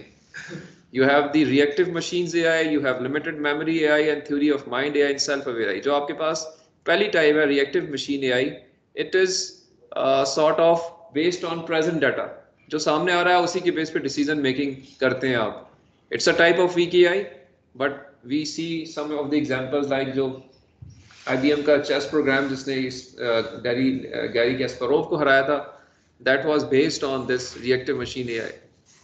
सर वो आपने रूमर सुने होंगे कि कुछ गूगल एम्प्लॉइज ने रिपोर्ट किया था कि गूगल के जो AI एक्सपेरिमेंट्स थे कुछ तो वो सेंटिनल हो गए थे, सॉर्ट ऑफ मतलब ह्यूमन लाइक इंटेलिजेंस को वो सारा कुछ इस तरह के आंसर देने लग गए थे. सर वो नैरो AI से ऊपर की चीज हो सकती है? maybe मैंने कहा ना कि कुछ इनिशियल अचीवमेंट्स हैं, कुछ थोड़े से आप कहें कि शायद वो स्पेकुलेशन ज़्यादा है, ऑन ग्राउंड वो चीज़ फैक्ट्स एंड फिगर्स नहीं है, हाइपोथेटिकल वैल्यूज़ हैं. कुछ जब खबरों में चीज़ें आती हैं ना तो खबरों में आपका अब तक जो माशाल्लाह जितने आप बड़े हो चुके हैं आपको अंदाज़ा होगा कि 90% खबरें ठीक नहीं होती हैं. 90% लोगों की ख्वाहिशात होती हैं, ओपिनियंस होती हैं, फैक्ट्स नहीं होते. तो थोड़ा सा हमें जजमेंटल होना पड़ता है कि यार हमें थोड़ा सा ज़्यादा सोचना पड़ेगा कि क्या वाकई वो ठीक भी कर रहे हैं, कह रहे थे, गलत तो नहीं कह रहे थे, क्योंकि कुछ ये बड़े दुनिया में फिनोमेनाज हैं. स्टॉक मार्केट्स बढ़ाने के लिए, कम करने के लिए, दुनिया की फाइनेंशियल मार्केट्स को छेड़ने के लिए इस तरह की बहुत सी बातें छेड़ी जाती हैं, छोड़ी जाती हैं. और उनमें ज़रूरी नहीं है कि वो ठीक भी हो सकता है किसी हद तक शायद वो कोई ठीक भी कह रहे हो, but we have to be very particular in that. अच्छा, मैंने आपसे बात की रिएक्टिव मशीन एआई, और जो सेकंड आपके पास टाइप ऑफ सिस्टम्स हैं वो लिमिटेड मेमोरी एआई बेस्ड है. जो भी हमने बात की ना, जो एजाज कह रहा था, जो आपकी गाड़ियां होती हैं या जो आपकी सेल्फ जो ऑटोनोमस व्हीकल्स हैं, they are the examples of limited memory AI in which you study the past data and based on past data you save it in your memory and make some future decisions, right? So your vehicles, they use sensors to decide about the pedestrians, about changing the lanes, about traffic signals for some better decision कि मैं ये करूँ तो इसे से अगले 10 minute में I'll be safe.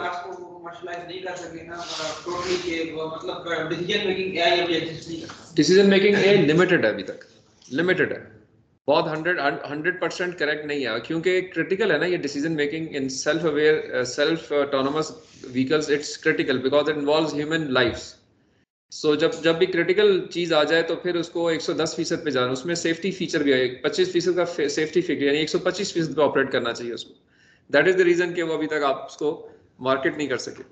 एक तरह से कहते हैं पास्ट एक्सपीरियंस पे तो कर हिस्ट्री स्टोर लेकिन थिंक करके नहीं कर रहा. हाँ, मतलब ये कि उसके अंदर फर्दर इम्प्रूवमेंट हो, जो आप सोच सकते हैं ना. लाइक अब मैं आपको एग्जांपल देता हूँ कि आप जब गाड़ी चला रहे होते हैं तो अब आप अपने आप को सोचें कि जी आप कितने देर का फासला एस्टिमेट कर रहे होते हैं, क्या क्या सोच रहे होते हैं. वो अभी तक एक सेल्फ ऑटोनोमस गाड़ी नहीं सोच सकती. वो लिमिटेड डिसीजन अगले 2 सेकंड, 3 सेकंड, 1 मिनट का ले सकती है. बट आप जो है based on many factors in your life span, आप ये डिसाइड कर सकते हैं यार कि मैं अगले घंटे बाद किधर होऊंगा, तो मैंने किस तरीके से किस रूट को फॉलो करके जाना है, कौन सी जगहों पे क्या प्रॉब्लम्स आ सकते हैं, मुझे अवॉइड करने हैं. ये चीज़ें अभी तक उसके अंदर नहीं है, ठीक है. तो it will take time to reach to that level. So जिस तरह हमने कहा ना कि these are the various types of AI systems. So ये 2 टाइप्स हमने देखी. तीसरी टाइप्स पे काम हो रहा है वो थ्योरी ऑफ माइंड एआईज हैं, यानी जिसमें आप इमोशनल इंटेलिजेंस को यूज़ करके और साइकोलॉजिकल स्टडीज़ के परस्पेक्टिव से लोग काम कर रहे हैं. सो जिसमें आप you can better analyze the thoughts of human beings. So they are yet not been fully developed. इसके अंदर रिसर्च हो रही है जो कि बेसिकली जनरल इंटेलिजेंस के अंदर आती है. और जो सेल्फ अवेयर है, this is again based on जिसमें you can make decision yourself, ठीक है. So this is self aware but it's a little far fetched at present and may be possible in future somewhere. So these are the systems categories जिसके अंदर चीजें जो है वो fall करती हैं. जैसे अभी आपने सवाल किया ना कि जॉब्स कम हो जाएंगी, नहीं, जॉब्स कम नहीं होंगी, जॉब्स कम नहीं होंगी. रीजन बीइंग कि it will create more jobs than it terminates.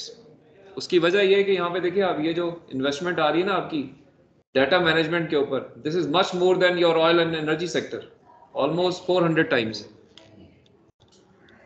ठीक है, और जो आपकी मेमोरी है वो सस्ती होती चली जा रही है. You see this is dropping down, computational power is increasing, your memory is reducing, so data engineers की रिक्वायरमेंट बढ़ती जा रही है. मैंने स्लाइड लास्ट टाइम भी दिखाई थी, स्टैक बढ़ता जा रहा है. हर एक ब्लॉक के अंदर आपको इंटेलिजेंट स्टैक्स नजर आएंगे. हर बड़ा नाम जो है, लाइक अगर सिर्फ गूगल की बात करें तो पिछले 1 साल में, मतलब पिछले 10 साल में ये ऑलमोस्ट 300 एप्लीकेशन से 2700 एप्लीकेशन पे चले गए और अभी इससे भी ऊपर चले गए.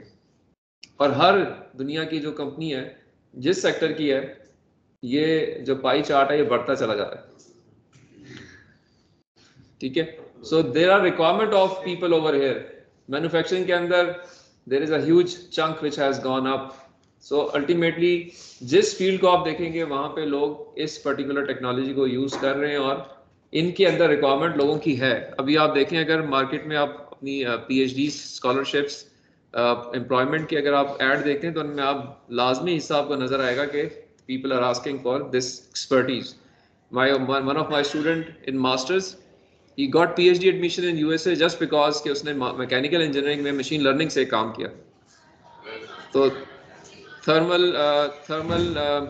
प्लेट्स उसने कुछ डिज़ाइन की थी, उनको मैन्युफैक्चर किया था यूजिंग, उसकी इनिशियल एस्टिमेशन जो है वो using the deep learning neural networks करके की थी.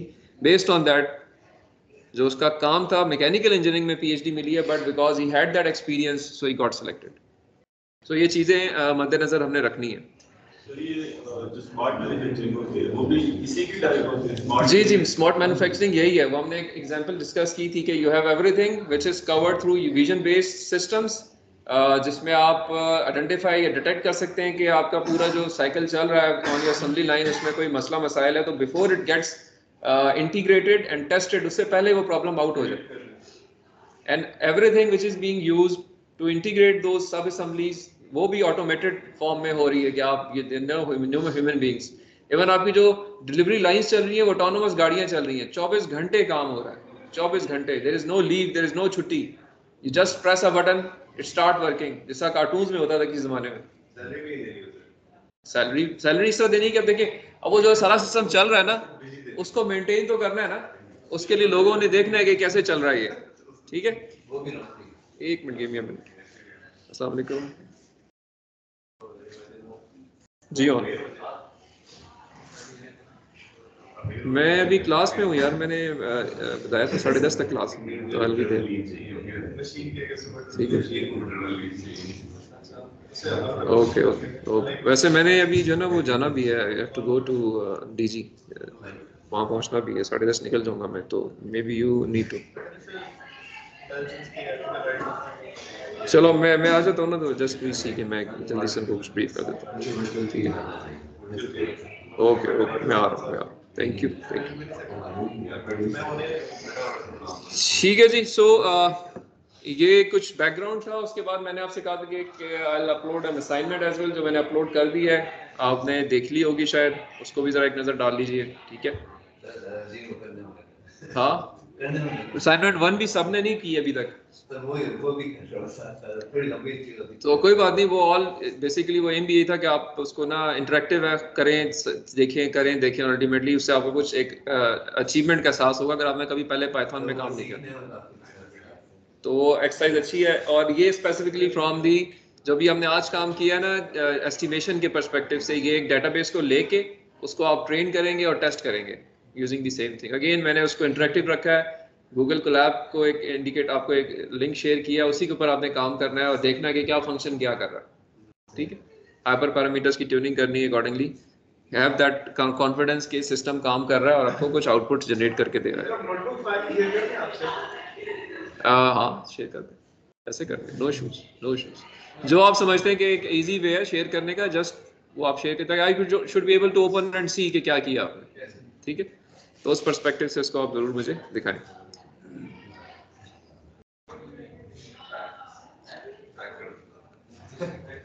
अच्छा जी. सो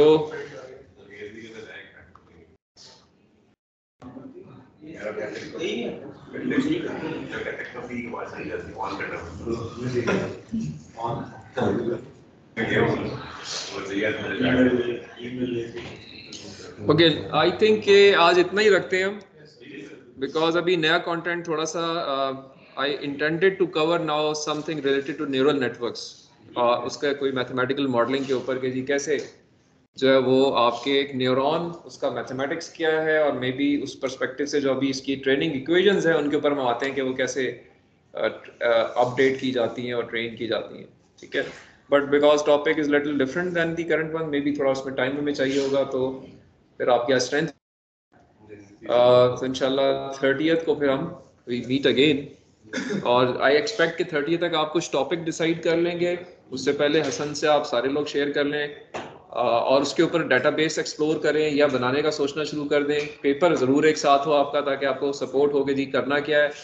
और नंबर 2 ये कि मैं कोशिश करूँगा कि 30th को हम पाई टॉर्च को यूज़ करते हुए थोड़ा सा एक एजेंट क्रिएट करें यूनिटी 3D के अंदर और किए हुए काम को देखें और उसके ऊपर थोड़ा सा आपका हाथ सीधा हो कि जी how to go into metaverse. Now life is little changing. Virtual world में जाने के पर्सपेक्टिव से that is something good. Interest से अगर आप करेंगे तो आपको अच्छा मज़ा भी आएगा. मैंने कुछ सॉफ्टवेयर शेयर किए हैं हसन से, उनसे आप ले लीजिएगा. अपना लैपटॉप ले आए, उन पर इंस्टॉल करके ले आएँ या मैं कोशिश करूँगा कि नीचे जो हमारी ये लैब है सी लैब, इसमें भी हम कुछ सिस्टम ये चीज़ें इंस्टॉल कर लें अगर से उनके सिस्टम ने परमिट किया. गारंटी नहीं है उसकी, तो अपने लैपटॉप ले.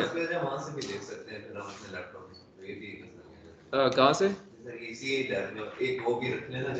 मेरी कोशिश है कि उस पर कर लिया जाए, बट ये कि गारंटी उसकी नहीं है क्योंकि वो थोड़ा सा उनका सिस्टम डिफरेंट तरीके से चलता है. वो कुछ और सॉफ्टवेयर डाले हुए हैं उन्होंने कि वो फिर माइंड ना करें कि जी ये आप इसका ताल्लुक नहीं है तो ये और वो देख लेते हैं. But as an alternate measure आप अपने सिस्टम्स लेकर जरूर आएँ और उसमें ये चीज़ें थोड़ा फिगर आउट करके लें ताकि आप हैंड्स ऑन साथ थोड़ा सा आप भी कर सकें. जितना थोड़ा थोड़ा हम करें उस सेशन को हम कोशिश करेंगे कि वो उसमें वो चीज़ें भी कवर हो जाए. Do we need laptop to?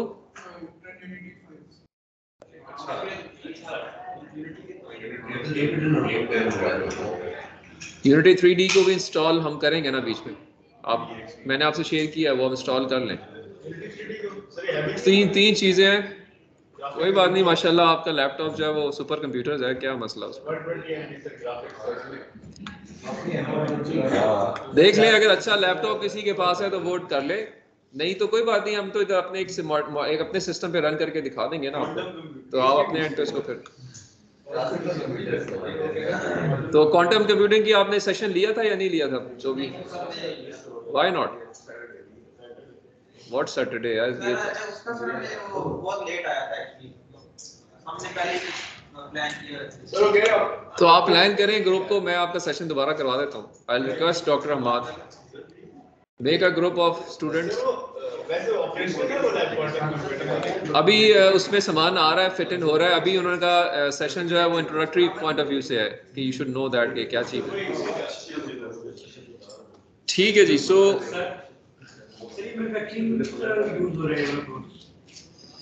हाँ क्वेश्चन अच्छा है तुम्हारा बिल्कुल और वैलिड है. देखो इसमें इस तरह से है कि बहुत सारी एप्लीकेशन मैन्युफैक्चरिंग सेक्टर में बन रही हैं जिसमें मैंने एक लिस्ट शेयर भी की थी. आप परेशान हो कि ये जो है ना वो चीज़ें कोडिंग शोडिंग में ज़्यादा आ रही हैं ये इस पर्सपेक्टिव से?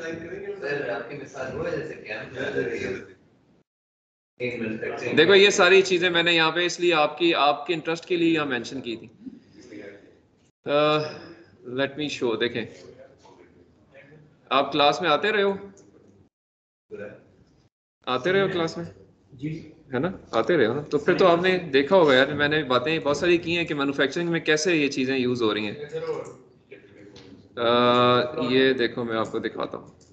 नहीं क्वेश्चन इज़ गुड. आप बिल्कुल आपको पूछना चाहिए कि जी देखो मैंने आपसे कहा कि जी ये सारी प्रॉब्लम्स या ये चीज़ें हैं जो हमारे एक मैन्युफैक्चरिंग सेक्टर को चाहिए. ठीक है, हर एक ने अपनी प्रोडक्टिविटी इंक्रीज करनी है, एक्सपेंसेस को कम करना है, क्वालिटी इंप्रूव करनी है, डाउन टाइम कम करना है. ये रिक्वायरमेंट है ना मैन्युफैक्चरिंग सेक्टर के अंदर. अब इसके लिए जितनी हमारी फैक्ट्रीज है ना वो कोशिश करती हैं कि किस तरीके से वो चीज़ें फिगर आउट कर सकें जिनसे ये चीज़ें हमें मिल सकें. अब ये मैनुअली मुश्किल है. अब तक इंसान कर रहे थे ना, इंसानों के हाथ में इसमें बहुत सारी चीज़ें नहीं है जो मैक्सिमम ऑप्टिमाइज हो चुकी कर सकते थे आपने मैनुअली कर लिए. अब कुछ ऑटोमेटिक तरीके, कुछ इंटेलिजेंट तरीके हों जो कि स्मार्टली आपकी गैर मौजूदगी में ये सारे काम कर सकें. तो उसके लिए I give you number of examples. Like मैंने आपको रिसर्च पेपर से लिंक किया कि बहुत सारे डिफेक्ट डिटेक्शन सिस्टम बन रहे हैं. सिस्टम इससे पहले कि इंटीग्रेट हो जाए और टेस्ट हो, यानी एक जहाज बना रहे थे आप, जहाज बन गया और टेस्टिंग में फेल हो गया, तो कितना बड़ा नुकसान है। अगर आप उसका वो specific fault during the manufacturing figure out कर लें, यार इसके विंग टिप के अंदर ये इशू था, और वहीं से उसको रिजेक्ट कर दें और सिस्टम नया बन के फिट हो जाए, तो आसान है ना, चीज़ें अच्छी हो जाएंगी। तो अगेन इसमें कौन इन्वॉल्व हो रहा है? मैन्युफैक्चरिंग सेक्टर इन्वॉल्व हो रहा है, मैकेनिकल इंजीनियरिंग के डिसिप्लिन्स इन्वॉल्व हो रहे हैं, ठीक है। और फिर हमने आगे देखा जी कि बहुत सारा डाटा सेंसर बेस्ड आ रहा है आपके पास, उस सेंसर बेस्ड डाटा को यूज़ करके आप बहुत सारी चीज़ें प्रेडिक्शंस में जा सकते हैं, बहुत सारे डाटा एनालिटिक्स के टूल्स हैं जो आप बना सकते हैं, जिनकी मदद से आपके अगेन वही सारे फिनोमेना जो हमने कहते हैं इम्प्रूव करेंगे। प्रोडक्टिव मेंटेनेंस के ऊपर आप काम कर सकते हैं मैकेनिकल टूल्स के जो कि AI बेस्ड हों। डिमांड फोरकास्टिंग के ऊपर काम लोग कर रहे हैं कि यार मेरा जो वेयर हाउस है उसमें उतना ही चीज़ें आई जितनी मुझे चाहिए, ये ना हो कि डेड इन्वेंट्री पड़ी रहे, ठीक है, आपने करोड़ रुपया खर्च करके मंगवा लिया सामान बट वो यूज़ में ही नहीं है क्योंकि आप उसके लिहाज से आपकी डिमांड ही नहीं थी। बट मैनुअली हम ये काम गलतियां करते हैं, कंप्यूटर वो गलतियां कम कर देगा तो आपका खर्चे बच जाएंगे। अकॉर्डिंगली आप बहुत सारे अच्छे काम कर सकते हैं, उसको कहीं और डायरेक्ट कर सकते हैं, ठीक है। फिर हमने बात की कि ये क्यों इसकी इंपॉर्टेंस है, ये अगेन कुछ इसकी फ्रॉम दी ग्रोथ के परस्पेक्टिव से हमने बातें की कि जी ये ग्रोथ रेट है इस पर्टिकुलर फील्ड में इन्वेस्टमेंट पे, और ये कुछ हमने फिनोमेनाज यहाँ डिस्कस किए थे बिकॉज ऑफ दिस रीजन। इसको आप एक दफ़ा जाके देखिएगा भी। हमने डिस्ट्रप्टिव इनोवेशन की बात भी की, मैं डायरेक्ट उन्हीं पे आता हूँ जो आपका क्वेश्चन है कि उससे मैं आपको रिलेट करूँ चीज़ों को। और ये भी मैंने क्लास के स्टार्ट में ही बताया, बहुत सारे आप इस जुमेन में भी मैन्युफैक्चरिंग इंडस्ट्री काम कर रही है कि आपने एक मॉडल बनाना है, उसके आप 10 सिस्टम्स बना लेते हैं यूजिंग दी स्मार्ट टेक्नोलॉजी, और फिर उसमें से किसी एक को सिलेक्ट कर लेते हैं। पहला सिस्टम क्या था, एक डिज़ाइन किया, बनाने के बाद लोगों को दिया, मार्केट में गया और मार्केट में जाके पता चले तो फेल हो गया। अब आप 10 सिस्टम्स बना सकते हैं, आर्टिफिशियली उनकी प्रमोशंस कर सकते हैं, कमर्शलाइज कर सकते हैं और देख सकते हैं यार कि 10 में से ये सिस्टम नंबर 8 जो था ना ये ठीक था। This is only possible with the tools which you use in AI, ठीक है। Forecasting of raw material prices, मैंने डाटा एनालिटिक्स की ऑलरेडी बात कर ली है। क्वालिटी कंट्रोल मेथड्स के अंदर इसका यूजेज है, प्रोसेस ऑटोमेशन में, प्रोसेस इंप्रूवमेंट में, ये सारे मैकेनिकल डोमेन के चीज़ें हैं जिनके अंदर आप vision based technologies, smart decision based systems use करके बहुत सारे काम कर सकते हैं। शॉप फ्लोर की परफॉर्मेंस इंप्रूव करने के पर्सपेक्टिव से काम हो रहा है। लॉजिस्टिक्स के अंदर AI इन्वॉल्व करके आप ऐसे टूल्स बना सकते हैं जो ओवर स्टॉकिंग, अंडर स्टॉकिंग को ख़त्म करे ताकि आपके जो एक्चुअल पैसे हैं वो ठीक जगह पे यूज़ हो सकें। सप्लाई चेन के अंदर, ऑटोनोमस गाड़ियों के अंदर, IT ऑपरेशंस के अंदर, ठीक है। सो इनमें अगर आप ओपन करेंगे, रिसर्च पेपर्स देखेंगे तो हर एक के अंदर आपको लोग नजर आएंगे और मैकेनिकल इंजीनियर्स नजर आएंगे, ठीक है। मतलब देयर आर नंबर, अभी आगे मैं चलता जाऊंगा, देयर आर मेनी एग्जांपल्स, ये तो मैंने कुछ कोड किए हैं। सर ये मतलब बेसिक लेवल पे जिस तरह आपने रियल एस्टेट वाले एग्जांपल दी, वो मैन्युफैक्चरिंग में तो किसी काम की नहीं है। वो नहीं है, अभी उसमें सिर्फ ये पर्सपेक्टिव से बात की हमने कि देखो जब हम सीखते हैं ना तो हम चीज़ें सीखते हैं जिससे हमें फौरन चीज़ समझ आ जाए कि यार ये चीज़ इसमें इनफैक्ट हो क्या रहा है। हमने तो ये चीज़ सीखी कि यार कुछ डाटा जब आता है आपके पास उसमें कुछ फीचर्स होते हैं, कुछ लेबल्स होते हैं, तो कुछ उनकी जब आप ट्रेनिंग करते हैं तो कुछ चीज़ों को सीखते हैं आप। तो हमने ये देखा कि यार कुछ लेबल्स या कुछ फीचर्स इंपॉर्टेंट होते हैं, कुछ नहीं होते। तो अब यही सेम चीज़ रेप्लिकेट हो सकती है किसी और सिचुएशन के अंदर।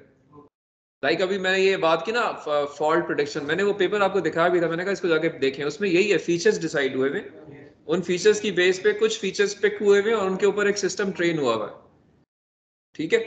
तो रेप्लिकेशन आसान है, तो we will go on to specific those examples as well, वो आप करेंगे इंशाल्लाह। अभी इस समय मैंने आपको टास्किंग भी की, आप भी करेंगे, हम भी करेंगे, क्लास के अंदर भी कुछ एग्जांपल्स करेंगे, ठीक। तो डोंट वरी ऑन दैट, परेशान नहीं होना। तो आपके सवाल का वैसे सिर्फ एक वजह होती है कि आप इससे शायद परेशान हो गए, इसमें शायद वो ज़्यादा है। मैं तो सिर्फ देखने ये आया था कि यार तो आसान सा कोर्स होगा शायद थोड़ा सा, शायद ये पर्सपेक्टिव तो नहीं है। ये है आसान चीज़ है, मुश्किल नहीं है। सर थोड़ा सा मुझे लग रहा था कि जिस तरह CNC में एडिटिव मैन्युफैक्चरिंग वगैरह इस तरह के कोड्स वगैरह है वो चीज़। हाँ नहीं, वो देखो वो है ना, असल में वो स्पेसिफिक कोड्स हैं, वो AI बेस्ड कोड्स नहीं है। वो तो सिंपल एक आपने उसको इंस्ट्रक्शंस देनी होती है यार कि ये 4 चीज़ें करें और ये 4 चीज़ें इस तरह कर दो। लेकिन यहाँ पे थोड़ा सा हमने ये देखना है कि हमने वो एप्लीकेशंस पे गौर करना है जो कि मैन्युफैक्चरिंग सेक्टर में यूज हो रही है यूजिंग AI। तो टाइटल कंप्यूटर एप्लीकेशंस का ही है, लेकिन एम हमारा इस कोर्स के थ्रू ये था कि आप सारे लोगों को एक नई डायमेंशन बताई जाए कि यार ये भी आपका एरिया बनता है। The course can go in that direction as well कि आप, क्योंकि टाइटल तो कंप्यूटर एप्लीकेशंस है ना, तो हम वो भी कर सकते हैं जी कि सीएनसी की कोडिंग आपको सिंपल वो करा दें, लेकिन वो चीज़ें शायद बहुत आसान है या आजकल बड़ी कॉमन है, ये डायमेंशन आपकी वीक होती है। ठीक है, तो सिर्फ एक आपका टिक मार्क करना चाह रहे हैं कि कल को जब आप मार्केट में जाओ तो आप कहें यार कि हमने ये भी चीज़ सीखी हुई है। You should not be falling behind the mechanical, like electrical engineers or computer engineers. They claim number of things. So why mechanical engineer doesn't claim those things? So she should. So data analysis भी इसी तरह की है। ऐसे ही mechanical engineer जिन्होंने bachelor किया होगा, master उसमें करते हैं डेटा एनालिसिस। कर सकते हैं, डाटा इंजीनियरिंग के अंदर कर सकते हैं, आप बिल्कुल कर सकते हैं। तो आपने जब इस एरिया को जब टिक कर लिया ना, तो आपकी एक नई डायमेंशन टिक हो जाएगी। आप तक आज तक तो चीज़ें नहीं देखी थी ना आपने, ये अब देख ली हैं, और अगर आप थोड़ा दिल से करोगे तो ये बड़ी आसान भी है, मुश्किल नहीं है। तो you can do number of things in this direction as well later on. Why to limit yourself to only यार कि मैंने बस ये 2-3 चीज़ें ही करनी है। तो you people are, मैंने शुरू में एक मोटिवेशन लेक्चर भी दिया था कि you people are very good in mathematics. आप मैथमेटिक्स बड़ी टफ पढ़ते हैं, ज़्यादा पढ़ते हैं, आपके कोर्सेज ज़्यादा होते हैं।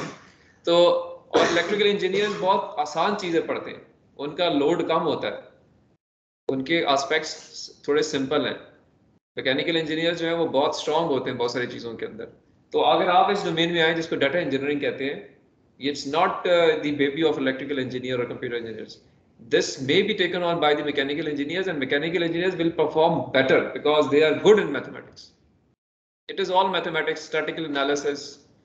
तो वो आप अच्छी कर सकते हैं, तो आपको ऑप्शंस खुल जाएंगी। आप जब मार्केट में जाओगे तो आप बहुत सारी ऐसी जॉब्स कर सकोगे जो कि आप पहले झिझकते थे कि यार ये तो मेरा ये काम ही नहीं है। तो उस नीयत से करना है, ठीक है। तो आई होप कुछ मैंने आपको थोड़ा सा कर दिया। तो इंशाल्लाह आप कोशिश करें और चीज़ें अच्छी हो जाएंगी, ठीक है। They would be good, and this is been recorded as well, तो जो बाकी लोग देखें वो भी ज़रूर देख लें इसको। अच्छा, एक जो चीज़ अभी हसन मैंने आपसे रिक्वेस्ट की थी, काइंडली वो जो पिछली वीडियोस हैं वो सबसे शेयर कर लें, क्योंकि अभी तक उनको एक पहली वीडियो मिली नहीं है, सेकंड मिल गई है जो मैंने भेजी थी। एक तो मैंने वीडियो चलाई थी, मुझे इन्होंने भी किसी ने कहा कि उसका कोई लिंक का प्रॉब्लम है ऐसा, तो मैं बात कर लेता हूं साथ कर लीजिए काइंडली, उसको जरा फिर अपडेट कर लें। दोनों आएंगे, दोनों आएंगे।